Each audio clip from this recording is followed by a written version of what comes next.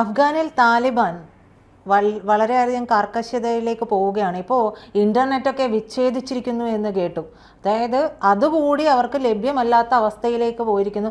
സ്വാഭാവികമായും യുവജനങ്ങളും എല്ലാം, അവിടെ യുവജനങ്ങൾ ഉണ്ടോ എന്നുള്ളത് അറിയില്ല കേട്ടോ, അവിടെ ഉള്ളവരൊക്കെ എന്തായാലും പാനിക്കായിട്ടുണ്ടാവും. എന്താണ് ഇപ്പോൾ ഇത് ഇൻ്റർനെറ്റ് വിച്ഛേദിക്കാനുള്ള കാരണം? അതായത് ഇൻ്റർനെറ്റ് സേവനങ്ങൾ അധാർമികമായ പ്രവർത്തനങ്ങൾക്ക് കാരണമാകുന്നു എന്ന് പറഞ്ഞാണ് ഇൻ്റർനെറ്റ് വിച്ഛേദിച്ചിരിക്കുന്നത്. ഇൻ്റർനെറ്റ് നിരോധനമാണ്.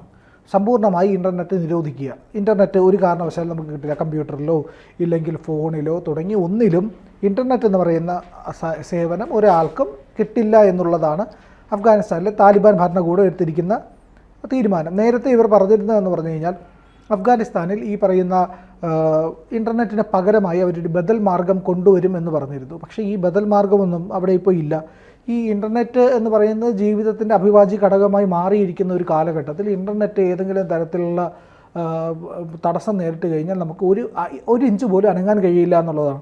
വിവരങ്ങൾ ശേഖരിക്കാനും കൈമാറാനും തുടങ്ങി ഈ പറയുന്ന പണമിടപാട് പോലും നമ്മൾക്ക് നടക്കുന്നത് ഈ പറയുന്ന ഫോണിലൂടെ ഇൻ്റർനെറ്റ് ഉപയോഗിച്ചുകൊണ്ട് തന്നെയാണ്. അങ്ങനെ ഒരു സാഹചര്യത്തിൽ നിൽക്കുന്ന മനുഷ്യ ജീവിതത്തിന് മേലാണ് വലിയ തടസ്സം സൃഷ്ടിച്ചുകൊണ്ട് ഒരു നിരോധനം താലിബാൻ സർക്കാർ ചെയ്തിരിക്കുന്നത് എന്നുള്ളത്. അപ്പോൾ ഇൻ്റർനെറ്റ് നിരോധിച്ചതോടുകൂടി പ്രാഥമികമായിട്ട് അവിടെ ഉണ്ടാകുന്ന ഏറ്റവും വലിയ പ്രശ്നമെന്ന് പറഞ്ഞു കഴിഞ്ഞാൽ അവിടുത്തെ വ്യോമയാന ഗതാഗതത്തെ വലിയ തോതിൽ ഇത് ബാധിക്കുമെന്നുള്ളതാണ്. വിമാന സർവീസുകളെല്ലാം തന്നെ താറുമാറായി. അവിടേക്ക് പല വിമാനങ്ങൾക്കും വന്നിറങ്ങാൻ പറ്റാതായി. രാജ്യത്തെ കണക്ടിവിറ്റി പൂർണ്ണമായും നഷ്ടപ്പെട്ടു എന്നുള്ളതാണ്. ബ്ലാക്ക് ഔട്ട് എന്ന് പറയില്ലേ, നമ്മൾ ഈ പറയുന്ന കലാപമൊക്കെ ഉണ്ടാകുന്ന മേഖലയിൽ വലിയ ഹർത്താലോ പ്രശ്നങ്ങളൊക്കെ ഉണ്ടാകുന്ന സ്ഥലങ്ങളിൽ ഇൻ്റർനെറ്റിനെ വിച്ഛേദിച്ച് കഴിയുമ്പോഴത്തേക്ക് ഉണ്ടാകുന്ന അവസ്ഥ എന്താണോ അതിന് സമാനമായിട്ടുള്ള സാഹചര്യമാണ് അഫ്ഗാനിസ്ഥാനിൽ ഉണ്ടായത് എന്നുള്ളതാണ് പറയപ്പെടുന്നത്. ഫോൺ സേവനങ്ങൾ അടക്കം, അതായത് ഇവരുടെ മന്ത്രാലയങ്ങളടക്കം ഉള്ള ഓഫീസുകളിലെ ഫോൺ സേവനങ്ങളടക്കം ഇല്ലാതായിരിക്കുന്നു എന്നുള്ളതാണ് രാജ്യാന്തര ഏജൻസികളെല്ലാം തന്നെ റിപ്പോർട്ട് ചെയ്യുന്നത്. അന്താരാഷ്ട്ര ഈ വാർത്താ ചാനലുകളെല്ലാം തന്നെ ഇതിനെ പറ്റിയിട്ട് ഡീറ്റെയിൽഡ് ആയിട്ടുള്ള റിപ്പോർട്ടുകൾ കൊടുത്തിട്ടുണ്ട്.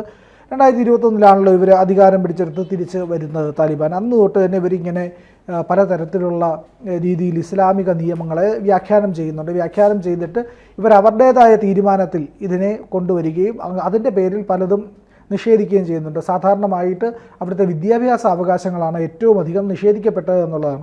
വിദ്യാഭ്യാസ അവകാശം എന്ന് പറഞ്ഞാൽ അവിടുത്തെ കുട്ടികൾക്ക് 12 വയസ്സ് കഴിഞ്ഞ പെൺകുട്ടികൾക്ക് സ്കൂളിൽ ഇല്ലെങ്കിൽ കോളേജുകളിലോ ഒന്നും പ്രവേശനമില്ല എന്നുള്ളതാണ്. സ്ത്രീകൾ എഴുതിയ പുസ്തകങ്ങൾ യൂണിവേഴ്സിറ്റികളിൽ പഠിപ്പിക്കരുത് എന്നൊരു നിയമം കൊണ്ടുവന്നു. പിന്നെ അതുപോലെ തന്നെ ഈ പറയുന്ന ഈ പുസ്തകങ്ങൾക്ക് ബദലായിട്ട് ഇസ്ലാമിക കാര്യങ്ങളും നിയമങ്ങൾ പഠിപ്പിക്കുന്ന പുസ്തകങ്ങളാണ് കൊണ്ടുവന്നത്. മനുഷ്യാവകാശം, ഈ പറയുന്ന പോലെ സ്ത്രീകളുമായിട്ടുള്ള ബന്ധപ്പെട്ട കാര്യങ്ങൾ, ഈ ലൈംഗികത തുടങ്ങിയ എല്ലാ സബ്ജക്റ്റുകളിലും ഒരു കംപ്ലീറ്റ് ബ്ലോക്കേജാണ് കൊണ്ടുവന്നത്. ഒരു വിധത്തിലും ഇതൊന്നും പഠിക്കാൻ പാടില്ല എന്നാണ് ഈ പറയുന്ന താലിബാൻ്റെ തിട്ടൂരം എന്ന് പറഞ്ഞത്. ഇപ്പോൾ ഈ പറയുന്ന ഇൻ്റർനെറ്റ് സേവനം റദ്ദാക്കിയതോടുകൂടി തന്നെ അവിടുത്തെ വാർത്താവിനിമയം മുഴുവനായി തടസ്സപ്പെട്ടു. വെബ്സൈറ്റുകൾ ബ്ലോക്ക്ഡായി. അവിടുത്തെ ഇൻ്റർനെറ്റ് സംവിധാനങ്ങളെല്ലാം തകർന്നതോടുകൂടി അവർക്ക് ഈ പറയുന്ന സോഷ്യൽ മീഡിയകളെല്ലാം ബ്ലോക്കായി. പല സോഷ്യൽ മീഡിയകളും നേരത്തെ തന്നെ അവിടെ ബ്ലോക്ക് ചെയ്യപ്പെട്ടിട്ടുണ്ട്. അത് ഇസ്ലാമികമാണ് സോഷ്യൽ മീഡിയ എന്നും ഇൻ്റർനെറ്റും എന്നുമാണ് താലിബാൻ പറയുന്നത്. അതുകൊണ്ട് താലിബാന്റെ നേതാക്കളെ ഇതൊന്നും ഉപയോഗിക്കുന്നുണ്ടാവില്ല പോലും. അവർ എങ്ങനെയായിരിക്കും, ഇപ്പം നമ്മളുമായിട്ട് അത് വലിയ കുഴപ്പമില്ലാതെ പോകുന്നു. പക്ഷേ ആ ഒരു കാര്യത്തിന് വേണ്ടിയാണെങ്കിൽ പോലും ഈ ഇൻ്റർനെറ്റ് എന്ന് പറയുന്നത് അവിടെയും അവിഭാജ്യ ഘടകമായിട്ട് മാറുകയല്ലേ? അതായത് ഈ പറയുന്ന അഫ്ഗാനിസ്ഥാൻ്റെ കഥയൊന്നും എടുത്ത് നോക്കിയാൽ തന്നെ നമുക്ക് മനസ്സിലാകും ഇത് എന്താണ് സംഭവിച്ചിരിക്കുന്നത്. പണ്ട് മുല്ല ഉമർ എന്ന് പറയുന്ന നേതാവാണ് ഈ പറയുന്ന അൽ ഖ്വയ്ദയുടെ തലതൊട്ടപ്പനായിട്ടുണ്ടായിരുന്നത്. അയാൾക്ക് അപ്പുറത്തേക്ക് വേറെ ആരുമില്ല. അത്ര ശക്തനായ നേതാവാണ്.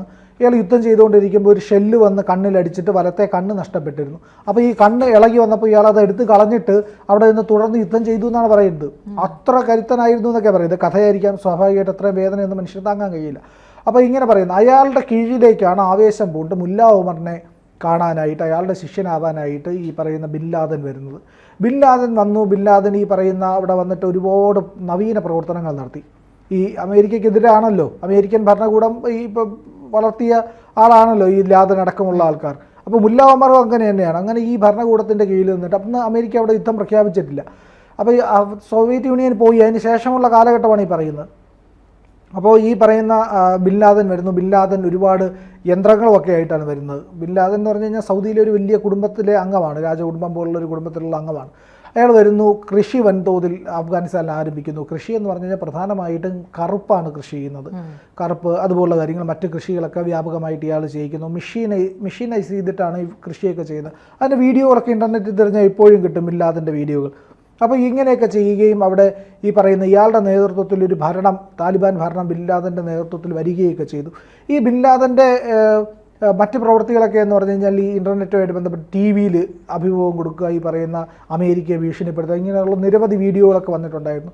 അപ്പോൾ ഇതൊക്കെ കേട്ടറിഞ്ഞിട്ട് മുല്ല ഒമർ ടി വി കാണാറില്ല, അനിസ്ലാമികമാണ് ടി വി എന്നുള്ളത് കൊണ്ട് ടി വി കാണാറില്ല. അപ്പോൾ മുല്ല ഒമർ വിളിച്ചു എത്തി ലാദനെ, നിങ്ങളിങ്ങനെയുള്ള കാര്യങ്ങൾ ചെയ്യുന്നുണ്ടോ, നിങ്ങൾ ഈ പറയുന്ന ടി വിയിലൊക്കെ നിങ്ങൾ വരുന്നതായിട്ടൊക്കെ പറയുന്നുള്ളൂ, നിങ്ങളുടെ സന്ദേശങ്ങൾ വരുന്നതായിട്ടും ശരിയാണോ എന്ന് ചോദിച്ചാൽ ഇല്ല, ഒരിക്കലും ഇല്ല, ഞാൻ അങ്ങനെ ചെയ്യില്ല, ഞാൻ അങ്ങയുടെ അജ്ഞാനുവർത്തിയായിട്ട് എല്ലാ കാലവും ഉണ്ടാകും, നമുക്ക് ആ രീതിയിലുള്ള ഇസ്ലാമിക ലോകം സൃഷ്ടിക്കണമെന്നൊക്കെ പറഞ്ഞ് ലാദൻ അവിടെ നിന്നിട്ട് മടങ്ങുകയാണ്. അപ്പോൾ അങ്ങനെയുള്ള ബിൻ ലാദൻ ഈ പറയുന്ന ആധുനിക സംവിധാനങ്ങളെല്ലാം ഉപയോഗിച്ചിരുന്നുവെങ്കിലും മുല്ല ഉമറിനെ പോലുള്ള പ്രാകൃതമായ വിശ്വാസം വെച്ച് പുലർത്തിയിരുന്ന നേതാക്കളൊക്കെ ഇതെല്ലാം ഉപേക്ഷിക്കുകയാണ് ചെയ്തിരുന്നത്. ബിൻ ലാദനെ വധിച്ചതിന് ശേഷവും മുല്ല ഉമറിനെ വധിക്കാനായിട്ട് അമേരിക്കയ്ക്ക് കഴിഞ്ഞിട്ടില്ലായിരുന്നു. മുല്ല ഉമറിനെ എത്രയോ കാലം തേടിയിട്ടും അഫ്ഗാനിസ്ഥാൻ്റെ കുഗ്രാമങ്ങളിൽ ഇയാൾ ഒളിച്ചിരിക്കുകയായിരുന്നു. ഒടുവിൽ കണ്ടെത്തി വധിച്ചു എന്നാണ്, ഒരു വ്യോമാക്രമണത്തിൽ കൊല്ലപ്പെട്ടു എന്നാണ് പറയപ്പെടുന്നത്. എന്തായാലും അത്തരത്തിലുള്ള നേതാക്കളൊക്കെയാണ് താലിബാനിലുള്ളത്. വളരെ അന്ധമായിട്ട് ഈ പറയുന്ന ഇസ്ലാമിൽ ശരിക്കും അങ്ങനെ ഒരു അർത്ഥം പോലും ഇല്ലെങ്കിലും ആ അർത്ഥത്തിനെയൊക്കെ കൊടുത്തുകൊണ്ട് ഇവർ ദുർവ്യാഖ്യാനം ചെയ്തുകൊണ്ട് അതിഭീകരമായിട്ടുള്ള ഭരണ കാര്യങ്ങൾ നിർവഹിക്കുക എന്നുള്ളതാണ്. ഈ പറയുന്ന സാധാരണക്കാർക്ക് ജീവിക്കാനായിട്ട് വലിയ പ്രയാസമുണ്ട്. സ്ത്രീക്ക് പുറത്തിറങ്ങാൻ പോലും കഴിയില്ല. ഒരു സ്ത്രീക്ക് അവളുടെ ഭർത്താവോ സഹോദരനോ കൂടെ ഇല്ലാതെ പുറത്തേക്ക് പോകാൻ കഴിയില്ല. ഭർത്താവ് ഈ പറയുന്ന തീവ്രവാദികൾ കൊല്ലുകയോ ഇല്ലെങ്കിൽ യുദ്ധത്തിൽ മരിക്കുകയോ ഒക്കെ ചെയ്തു കഴിഞ്ഞാൽ അവരെന്ത് ചെയ്യും? അപ്പോൾ വലിയ പ്രതിസന്ധി അവിടെ നിലനിൽക്കുന്നുണ്ട് എന്നുള്ളത്. ഈ രാജ്യത്തിൻ്റെ മുന്നോട്ട് പോക്ക് തന്നെ അപകടാവസ്ഥയിലാണ്. ഇതിനെതിരെ നിരവധി അറബ് രാജ്യങ്ങൾ തന്നെ മുന്നിൽ വന്നിട്ടുണ്ട്. സൗദി വന്നിട്ടുണ്ട്, തുർക്കി വന്നിട്ടുണ്ട്, നിരവധി രാജ്യങ്ങൾ ഈ അഫ്ഗാനിസ്ഥാൻ്റെ ഈ പറയുന്ന നീച പ്രവർത്തികളോട് ഇതെല്ലാം അനിസ്ലാമികമാണ്, ഇസ്ലാം ഇങ്ങനെയൊന്നും പറഞ്ഞിട്ടില്ല എന്ന് തുർക്കി തന്നെ പറയുന്നുണ്ട്. തുർക്കി നമുക്കറിയാമല്ലോ, ഖലീഫേറ്റിൻ്റെയൊക്കെ ആസ്ഥാനമായിട്ട് നമ്മൾ കണക്കാക്കപ്പെടുന്ന രാജ്യമാണ്. പണ്ട് അതായിരുന്നു താനും. ഇപ്പോൾ ഈ പറയുന്ന മക്കയും മദീനയൊക്കെ ഇരിക്കുന്ന സൗദിയാണ് കുറേ കൂടി സുന്നികൾക്ക് പ്രിയപ്പെട്ട ഒരു നാട് തുർക്കിയേക്കാൾ. എങ്കിലും നാളെ ഒരു കാലത്ത് തുർക്കിയുടെ അധികാരത്തിലേക്ക് എത്താൻ, തുർക്കി ലോക ഇസ്ലാമിൻ്റെ നേതാവാകാൻ കഴിയുമെന്ന് പ്രതീക്ഷിക്കുന്ന ഒരു രാജ്യം കൂടി. അപ്പോൾ അങ്ങനെയുള്ള ഇസ്ലാമിക നിയമങ്ങളെ എല്ലാ കാലവും വ്യാഖ്യാനം ചെയ്യുന്ന തുർക്കി പറയുകയാണ് ഈ പറയുന്ന അഫ്ഗാൻ ചെയ്യുന്നത് അനിസ്ലാമികമായ പ്രവൃത്തിയാണ്, ഇത് തെറ്റാണ്, ഇത് ശരിയായ ഒരു നയമല്ല ഇവർ പിന്തുടരുന്നത്, വലിയ തോതിൽ ഈ പറയുന്ന പ്രശ്നങ്ങൾ ഉണ്ടാക്കുകയാണ് ചെയ്യുന്നത്, സ്ത്രീകൾക്ക് വിദ്യാഭ്യാസം കൊടുത്തില്ലെങ്കിൽ രാജ്യം വലിയ തോതിൽ പിന്നാക്കം പോകും എന്ന് ഈ സൗദി അടക്കമുള്ള രാജ്യങ്ങൾ മുന്നറിയിപ്പ് നൽകുന്നുണ്ട്. എന്തായാലും വളരെ കാടൻ നിയമങ്ങളാണ് അഫ്ഗാനിസ്ഥാൻ ഇപ്പോൾ കൊണ്ടുവന്നിരിക്കുന്നത് എന്നാണ് പറയപ്പെടുന്നത്. എന്തായാലും ഇൻ്റർനെറ്റ് കൂടി വിച്ഛേദിച്ചിരിക്കുന്നു, മണ്ടത്തരമായി ഇപ്പോൾ അവരുടെ രാജ്യം സ്തംഭിച്ചു പോകും, അധികം വൈകാതെ റിസ്റ്റോർ ചെയ്യാനുള്ള സാധ്യതയും മുന്നിൽ കാണുന്നുണ്ട്. ഇല്ലാതെ ആ രാജ്യത്തിന് മുന്നോട്ട് പോകാനാവില്ല എന്നുള്ളതാണ് വാസ്തവം. കൂടുതൽ വാർത്തകളും വിശേഷങ്ങളും നിങ്ങളിലേക്ക് എത്താൻ ABC മലയാളം സബ്സ്ക്രൈബ് ചെയ്യുക, ബെൽ ബട്ടണും അമർത്തുക.